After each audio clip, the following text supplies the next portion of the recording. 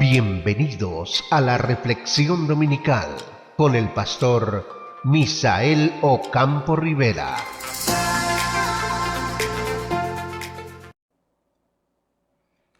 Hola amigos, cordialísimo saludo en el día de hoy. Aquí estamos en nuestra tarea de cada domingo, reflexionar. Recuerde que estamos en la serie Desafíos que enfrenta la familia.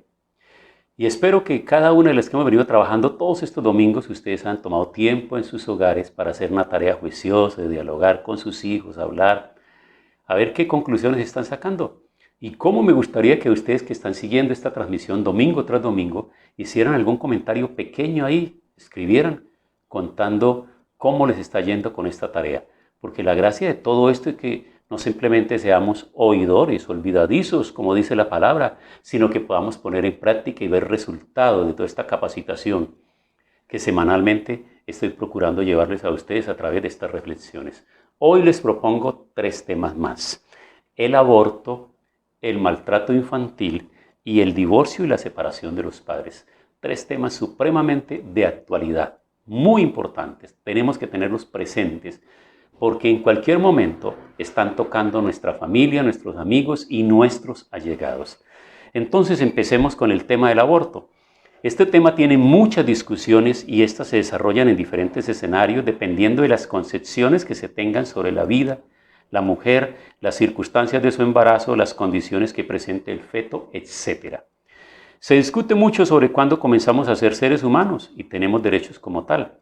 Hay personas que piensan que a partir del nacimiento, con lo cual antes somos cosas que la mujer tiene derecho a desechar si no le parece correcto tenerlas en su vientre. Otros consideran que el derecho a la vida comienza en la concepción, porque de ese momento tenemos toda la carga genética y se inicia nuestro proceso de crecimiento y evolución. Y por lo tanto interrumpirlo es asesinato, con unas semanas desde la fecundación o con X tiempo desde el momento del nacimiento. No se trata solamente del aborto como fin de la existencia de esa criatura, sino que detrás de esta práctica legalizada en muchos países aparecen negociaciones multinacionales del aborto para vender órganos de fetos abortados. Si el hígado de un feto abortado, al igual que el de cualquiera que haya nacido, es útil para salvar la vida de alguien que ya nació, entonces ese feto es un ser humano cuya vida merece ser defendida y respetada.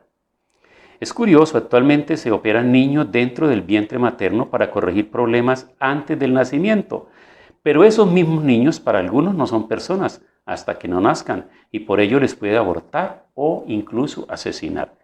Cuando conducimos nuestro vehículo lo hacemos con cuidado para evitar accidentes de consecuencias irreversibles, ¿verdad que sí? Pues la vida sexual debiera asumirse con igual responsabilidad para evitar los embarazos no deseados.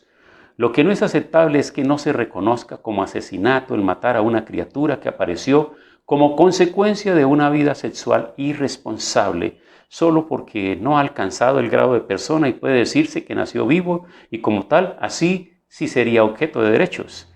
Qué contradictoria es nuestra sociedad y sus leyes, que van en contravía de la palabra de Dios, o sea, la ley suprema que nos rige. Veamos qué es lo que nos dice la palabra de Dios.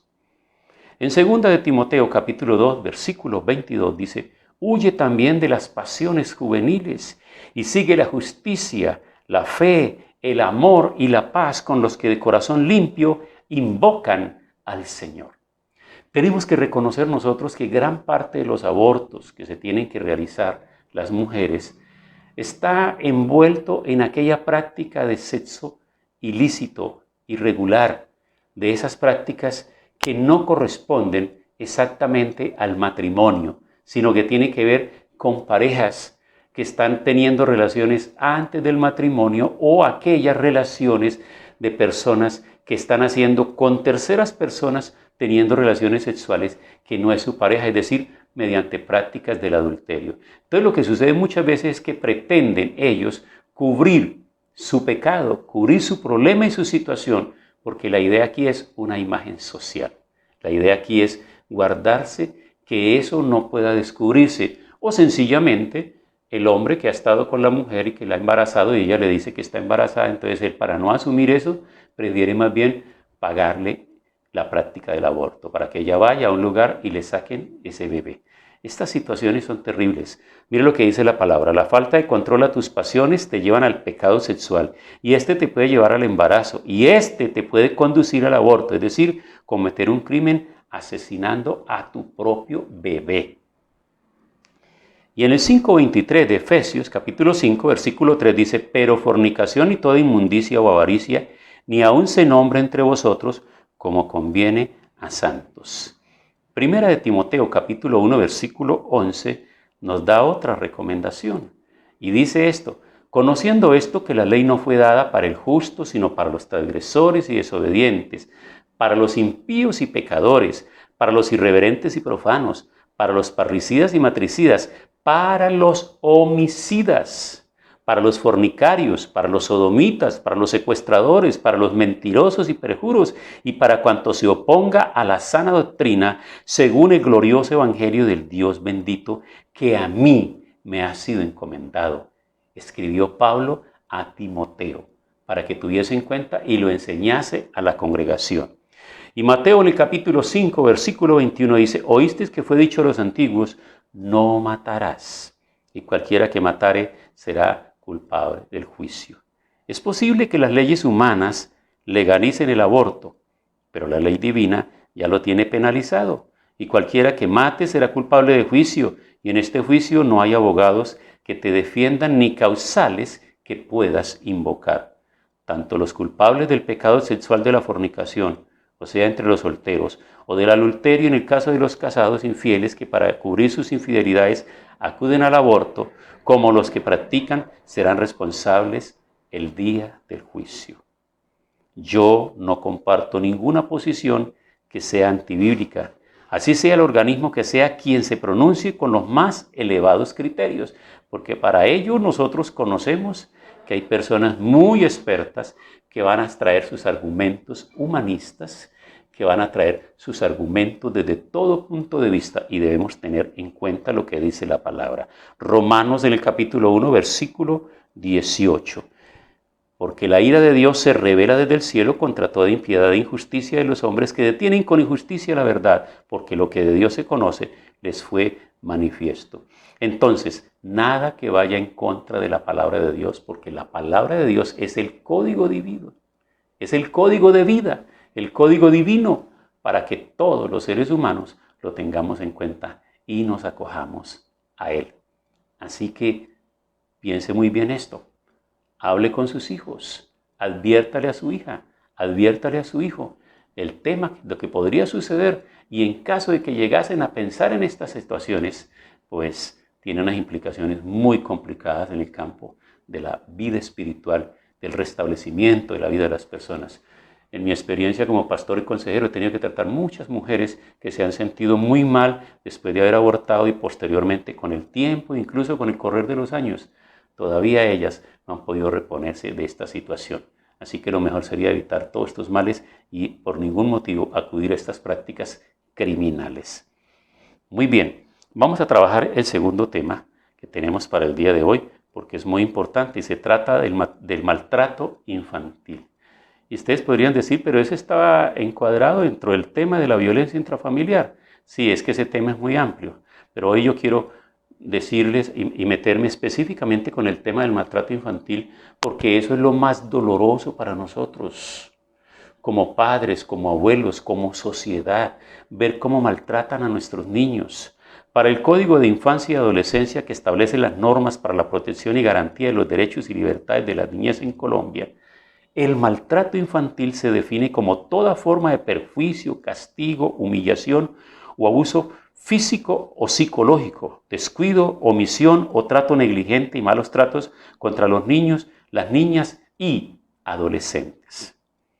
La violencia contra los menores es uno de los grandes problemas que aquejan a la sociedad colombiana, y Colombia no es el único país donde se da este terrible flagelo. La violencia contra los niños es un problema mundial. Según un informe de la UNICEF publicado en el 2017, 300 millones de niños en el mundo viven en situación de violencia, y al menos 15 millones de mujeres adolescentes en el planeta han sido víctimas de violación. Expertos aseguran que Colombia es un país con grandes problemas de salud mental. Estos se exacerban por la pobreza, el difícil acceso a la educación y la huella del conflicto armado que han dejado a generaciones traumatizadas, irritables y agresivas. La violencia en contra de los niños empieza por el abandono de los padres y la negligencia de su cuidado, pues los dejan expuestos a múltiples peligros. Y esto se debe en parte a que muchos de los progenitores no están preparados para la paternidad.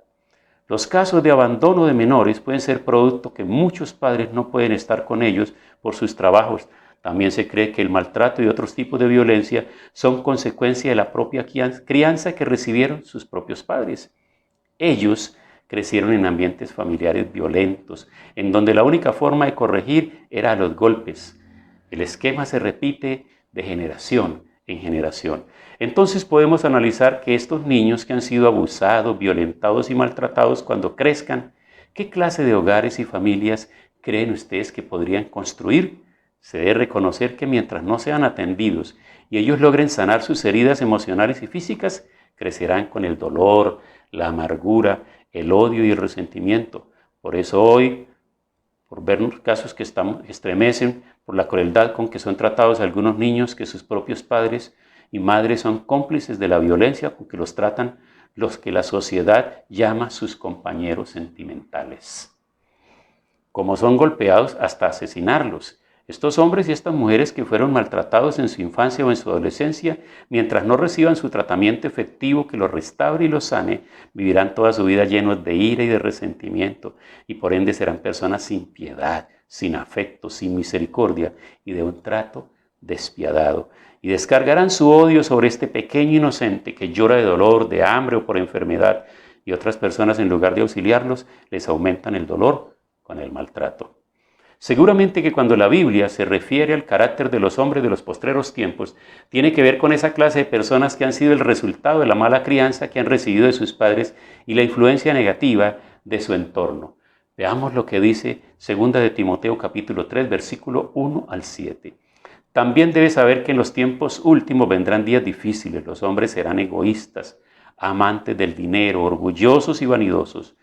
Los noticieros diariamente no se encargan de otra cosa diferente que mostrar los casos de esa clase de hombres que actúan peor que las bestias por la forma inhumana y despiadada y que se ensañan contra las criaturas inocentes, porque solo viven en función del mal, robar, engañar, atracar, asaltar, violar y asesinar.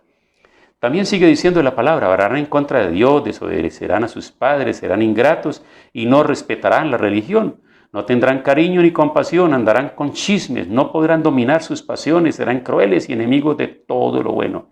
Esta generación de hombres señalados en la Biblia no piensan en otra cosa que no sea hacer el mal.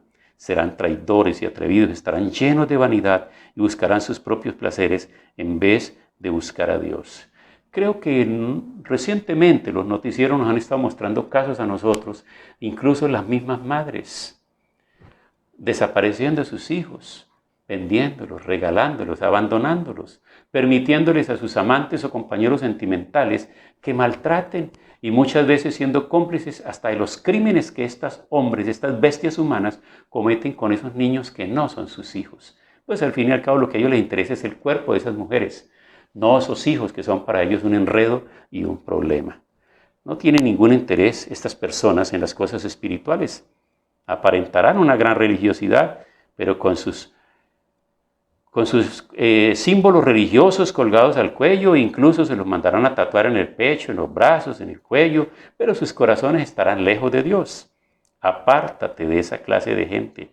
De ellos son los que se meten en las casas y engañan a débiles mujercillas cargadas de pecado, que arrastradas por toda clase de pasiones están siempre aprendiendo, pero jamás llegan a comprender la verdad. Ustedes conocen a esas mujeres que son coleccionistas de niños, ¿verdad? Llegó el primer hombre, las abandonó con 2 niños, luego llegó el segundo y la recogió a ella y le dejó otros 2 niños y ella lleva 4 y luego viene otro hombre y ese otro muy caritativo, también está interesado en ella y en su cuerpo y también viene y deja su semilla.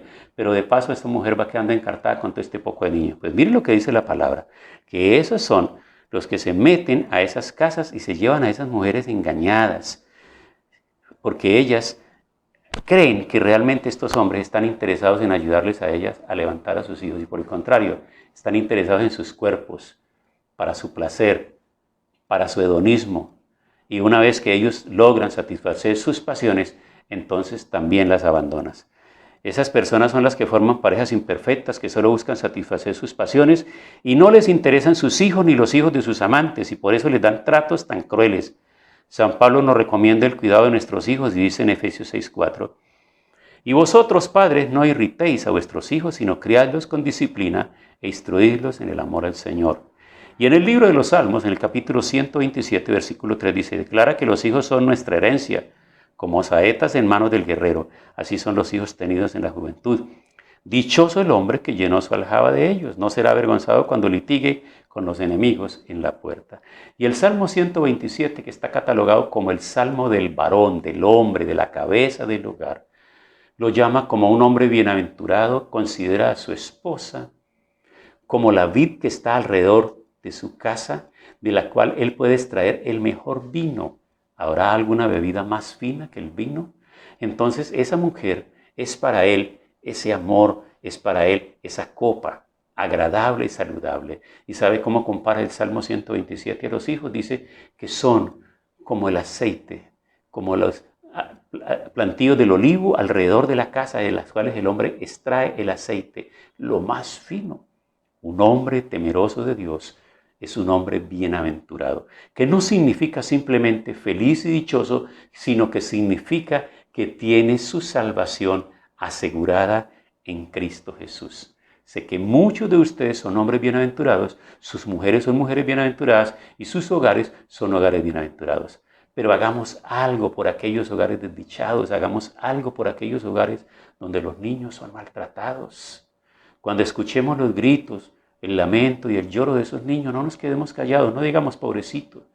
Hoy la ley nos invita a nosotros a que nosotros hagamos algo, denunciemos, hablemos, llamemos, contemos.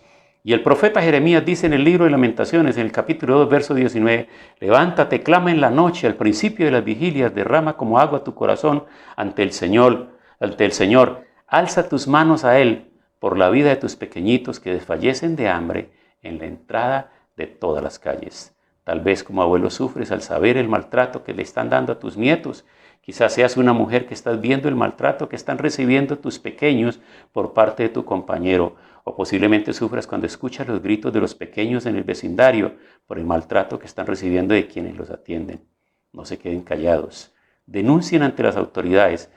Pero aparte de esa acción humana, recuerden orar por esos pequeños, sean de tu familia o no, son criaturas indefensas, inocentes. Y el mundo está lleno de eso, de hombres descorazonados, de mujeres que no aman el fruto de su corazón, de su vientre. Y hay hogares muy disfuncionales. Y nosotros nos damos cuenta que muchas veces el bienestar familiar o cualquiera que sea la organización en cualquier lugar del mundo encargada de los niños, tienen que ir y quitarles esos hijos a esos padres irresponsables, violentos y muchas veces criminales. Amigos, estamos en tiempos duros, en tiempos difíciles, estamos en tiempos donde necesitamos hablar sobre todos estos temas. Yo sé que estas conferencias que yo les estoy dando domingo a domingo van a tener eco. Ustedes la van a hacer llegar a muchas personas que necesitan oírlas para crear conciencia. No creamos que solamente lo que nos dicen en las noticias, lo que nos presentan en las películas es lo único que nosotros debemos atesorar. No, presten atención a la palabra de Dios, presten atención al consejo, porque eso nos ayudará a nosotros a ser mejores padres, a tener mejores hogares, a tener mejor a nuestros niños. Y mucho cuidado con las personas que cuidan sus niños en los hogares. Y mucho cuidado con los niños pequeños que llevan a los jardines. Estén muy pendientes de todo esto, padres de familia. Hablar con los niños siempre será muy importante. Y voy a pasar al tercer tema, el divorcio y la separación de los padres. El amor es un sentimiento tan complicado que para algunos dura solo el recuerdo de unas pocas palabras bonitas. En las generaciones pasadas era muy frecuente que las relaciones no fueran consentidas, sino arregladas por los padres que determinaban con quién debía casarse su hija o su hijo, pero esos matrimonios duraban toda la vida. Ahora es posible que ya no haya intervención de los padres, al punto que hay algunas parejas que se casan sin tener en cuenta el consentimiento y la bendición de sus padres, pues al fin y al cabo, en términos de la ley y del matrimonio civil, desde que la persona sea mayor de edad, puede decidir libremente. Solo necesitará el permiso de sus padres en caso de ser menor de edad. Entonces, Ahora es posible que ya no haya esa intervención de los padres para las parejas mayores, pero el tiempo de duración de una relación hoy por hoy es demasiado corto. El divorcio es una forma de disolución que se ha convertido en un mecanismo legal de la Constitución y en una herramienta de prevención contra la infelicidad de las parejas. El divorcio se ha vuelto tan común actualmente que cada día hay tantos divorcios como bodas. En Colombia se calcula que cada año se registran en promedio de casi 30.000 solicitudes de divorcio. Por esta razón, el divorcio, más que ser un problema de pareja, es una situación de interés nacional que amerita un análisis profundo desde lo legal, lo social y lo espiritual. El Código Civil colombiano establece un determinado número de causales por las cuales se puede optar por el divorcio, y obviamente son causales psicológicas, sociológicas, antropológicas e incluso de aspecto moral, solo que no se reconoce así. Por ejemplo, las relaciones sexuales extramatrimoniales de uno de los cónyuges es, entre otras, una de esas causales porque rompe el compromiso de exclusividad de los derechos de quienes contraen el matrimonio. Pero no es la única, hay muchas más que le da vía libre el Código Civil colombiano, entonces, para que la persona que se sienta afectada y no quiera continuar con el contrato, simplemente acuda para solicitar su divorcio.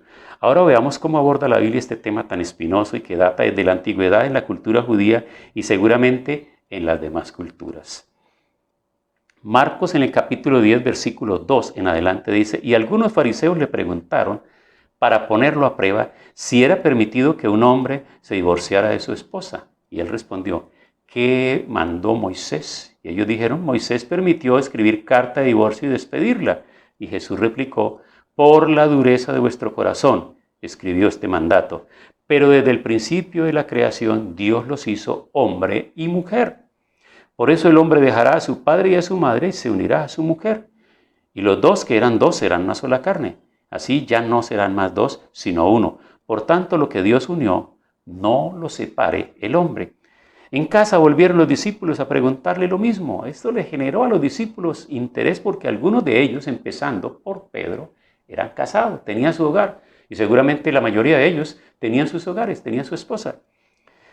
Él les dijo: el que se divorcia de su esposa y se casa con otra, comete adulterio contra ella. Y si ella se divorcia de su esposo y se casa con otro, comete adulterio. El Señor terminó con la conclusión lógica: por tanto, lo que Dios juntó, no lo separe el hombre. Jesús vuelve a confirmar la indisolubilidad del matrimonio de forma muy enfática. Ahora bien, ¿cómo se puede llegar a separar un matrimonio? Parece que la respuesta lógica, dado el contexto de la pregunta de los fariseos, es por medio del divorcio. Evidentemente, el divorcio separa lo que el matrimonio une. Podemos decir, por tanto, que quien se divorcia está separado o está separando algo que Dios ha unido, lo cual significa desafiar arrogantemente a Dios. Tal vez debamos incluir también otras terceras personas. Por ejemplo, una persona que se mete por medio del matrimonio y lleva a uno de ellos al adulterio, pues los fariseos no les agradaba mucho este lenguaje que él les daba, el lenguaje del Señor sobre el matrimonio, y no tardaron en recordarle: es que Moisés permitió dar carta de divorcio a la mujer y repudiarla. Evidentemente, la norma de fidelidad matrimonial que Jesús enseñaba era mucho más alta que la de los maestros judíos de la época, incluso que la que Moisés permitió. De ahí que los fariseos no se conformaran con sus explicaciones. En su queja ellos hicieron referencia a lo escrito por Moisés en Deuteronomio 24:1 acerca de la carta de divorcio. Antes de que entremos a analizar brevemente este texto en Deuteronomio, es preciso que observemos un detalle importante sobre este pasaje. Esta pequeña porción es toda la legislación que el Antiguo Testamento contiene sobre el divorcio. Y Jesús dijo sobre ella que no reflejaba los pensamientos de Dios, sino que se debió a la dureza del corazón de los hombres. Todo esto nos da una idea de lo que Dios piensa sobre el divorcio. Analizando el texto vemos que no hay ningún mandamiento para que el hombre repudie a su mujer. Ni siquiera se le aconseja al marido el repudio de su esposa ni nada semejante. Nada en el pasaje nos hace pensar que Dios apruebe el divorcio o lo considere legítimo en ciertas condiciones. Lo que sí podemos apreciar es que el divorcio era una práctica común dentro del pueblo de Israel y que era permitida socialmente. De hecho, el divorcio no era condenado ni se imponían penas o castigo a quienes lo practicaban. Pero insistimos, tal como lo señaló Jesús, esta tolerancia no lo hacía moralmente legítimo. Lo único que Moisés mandó en este pasaje es que el marido que repudiaba a su mujer debía darle una carta de divorcio. El contenido de esa carta no lo conocemos. Tal vez servía para explicar las razones del repudio. Su finalidad era impedir las decisiones temperamentales de los maridos. De alguna manera, el tener que darlo por escrito serviría para frenar decisiones irreflexivas e impetuosas de los hombres. Al mismo tiempo, era un documento legal que recogía la situación exacta de la mujer. Esto le protegía en el caso de que se volviera a casar para que no fuera considerada una adúltera. Los judíos en los tiempos de Jesús se sentían tranquilos porque cuando repudiaban a sus mujeres no olvidaban darles una carta de repudio. El Señor les reprendió por esto, como luego lo consideraremos en Mateo 5:31 en adelante. Además de estar obligados a darle una carta de repudio a la mujer, también había una prohibición. La mujer no podía volver con su primer marido. Esto seguramente constituiría para ella un punto de vergüenza, de abominación delante de Jehová. Y Moisés les exhorta a que no perviertan la tierra que Jehová su Dios les había dado por heredad. Este es precisamente el punto donde el pasaje se hace más estricto. Todo esto debió obligar al esposo a pensarlo bien antes de darle la carta de rechazo, la carta de repudio, porque una vez que la rechazara, no podría volver a tomarla. La razón para que un hombre repudiase a su mujer era que hallara en ella alguna cosa indecente. La interpretación de lo que quería decir exactamente una cosa indecente tenía divididas a las dos principales escuelas de rabinos en torno a las posibles causas del divorcio. Algunos interpretaban que se refería al adulterio, pero esto no es probable porque ese pecado estaba castigado con la pena de muerte y en ese caso no sería la excepción. Entonces, en ese caso, el divorcio llevaría obviamente a la muerte. Otros pensaban que significaba un acto indecoroso entre la conducta de la mujer que causara el descontento de su marido. La conclusión más probable es que Moisés no estaba dando una causa legítima para que el hombre repudiase a su mujer, sino que por medio de esta expresión indefinida abarcaba todas las posibles causas que ellos usaban a diario para repudiar a sus mujeres. Pero lo que el pasaje sí deja claro es que la mujer que era repudiada quedaba envilecida. En este caso no tiene tanto que ver con la impureza ceremonial como con el hecho de que había sido humillada por el marido para ser repudiada.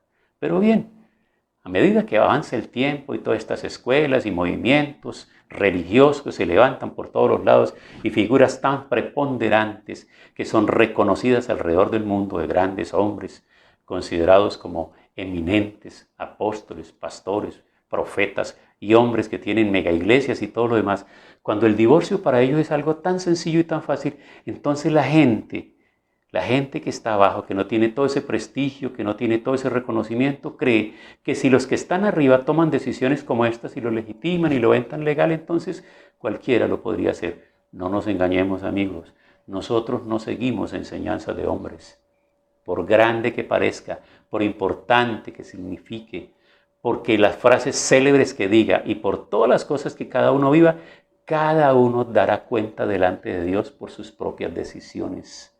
Y yo sé que hoy por hoy, cuando en las redes se ve todo, absolutamente todo, se muestra todas las situaciones que viven unos y otros, y se ven los prototipos, y se ven los ejemplos, y se ven los íconos, y se ven todas aquellas personas que son admiradas alrededor del mundo y que tienen tantos seguidores, que tienen tantas personas que lo siguen, pues esos evangelios tan light, tan livianos, esas enseñanzas bíblicas, esas doctrinas que carecen del fundamento total de la palabra que pueda llegar al corazón de ellos, seguramente está haciendo daño a muchas personas hoy por hoy, sobre todo los matrimonios jóvenes, que se casan, muchos de ellos simplemente como si se tratara de un compromiso farandulero, para tener un video, tener una boda, muchas fotos y muchas cosas, para subirla ahí en el muro y luego mostrárselas a sus amigos y a poco tiempo otra vez subiendo ya unas nuevas noticias en las páginas sociales, el divorcio de estos personajes. No olvidemos que nosotros como cristianos no somos guiados por la gente que está puesta arriba por los medios. Nosotros estamos guiados por la palabra del Señor. Así que lo mejor de todo esto podría ser que buscásemos ayuda, que cada persona que tenga estas situaciones difíciles busque ayuda. Miren esta parte interesante. No se piensa en el trauma tan grande que pueden tener los hijos, el dolor, la angustia, porque una vez que estos padres, son muy pocos casos que yo conozco donde realmente la pareja quede como amigos y logren ser amigos de la nueva pareja que esta persona se consiga, y que los niños puedan ver esa amistad y esa relación y que puedan trabajar y tratarse con cariño, con respeto, con amistad. Muy pocos casos, la mayoría terminan muy resentidos y muy enojados. Entonces lo mejor sería nunca pensar que el divorcio sea la opción correcta y mejor buscar cómo superar la crisis del matrimonio. Buscar ayuda especializada, y la más efectiva es la ayuda de Dios, quien tiene el poder para cambiar los corazones y las circunstancias. No escuches tus compañeros de trabajo, no escuches tus compañeros de estudio, ni siquiera escuches tu vecindario. Todos los que no conocen a Dios pensarán de acuerdo a la mente del mundo. Tienes que oír gente seria, gente que haya aprendido, gente que tenga experiencia, gente que conozca la palabra, gente que tenga relación con Dios y le ayude a usted en ese momento que está tan quebrantado, tan decidido, tan enojado, tan dispuesto a acabar con su hogar, para que escuche un consejo. Recuerde que la palabra nos invita siempre a ir delante del Señor. Clama a mí y yo te responderé y te enseñaré cosas grandes y ocultas que tú no conoces. No sumes problemas, suma bendiciones. Y si tú sumas bendiciones y sumas todo lo bueno que tiene tu pareja, seguramente cambiarás la manera de pensar. Enséñale a tus hijos, enséñale a los jóvenes que tienes en tu casa, que están pensando en casarse. El matrimonio no es una fiesta social, el matrimonio es una decisión y un pacto. Quiero que oremos cerrando hoy esta reflexión de estos tres temas: el aborto, el maltrato infantil y el divorcio. Padre, quiero darte gracias por este tiempo que nos has dado para reflexionar sobre estos temas que golpean la puerta de nuestras casas, que van en persecución de nuestros hijos, que quieren acabar los hogares de estas parejas jóvenes, incluso de los mayores. Queremos aferrarnos a tu palabra, tomarnos de tu mano y estar confiados que tú nos ayudarás para dar un buen ejemplo a nuestros hijos. Bendice a todos aquellos que están en dificultades. Por favor, Señor, que su corazón se serene, su mente, y puedan oír tu voz y tu palabra, y el Espíritu Santo llegue a sus vidas y los fortalezca. Úsanos como instrumentos para bendecir sus vidas. Aquellos niños y aquellos jóvenes tristes y angustiados por la decisión de sus padres, bendícelos en este día. Gracias en el nombre de Jesús. Y que todos estos flagelos, Señor, puedan ser controlados. Tengamos el poder y la autoridad para frenar todo esto que quiere dañar nuestros hogares. En el nombre de Jesús. Amén. Bueno, amigos, entonces ya saben que el próximo domingo continuaremos esta serie porque es muy interesante. Deseo para usted y los suyos una semana en bendición. Hemos disfrutado de la reflexión dominical. Los invito a escuchar diariamente Momentos de Reflexión con el pastor Misael Ocampo Rivera.